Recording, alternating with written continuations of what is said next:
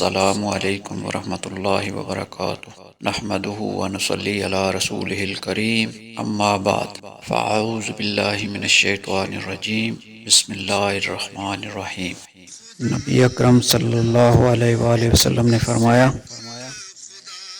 سب سے بہترین دن جس میں سورج نکلا جمعہ کا دن ہے۔ اسی دن آدم علیہ السلام کو پیدا کیا گیا، اسی دن انہیں جنت میں داخل کیا گیا، اسی دن انہیں جنت سے نکالا گیا، اور قیامت بھی اسی دن قائم ہوگی۔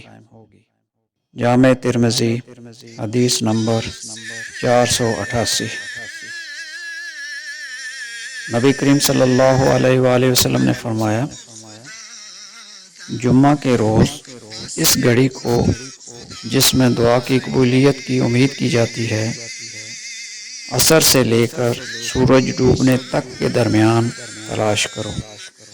جامع ترمذی حدیث نمبر 489۔ وآخر دعوانا ان الحمد للہ رب العالمین۔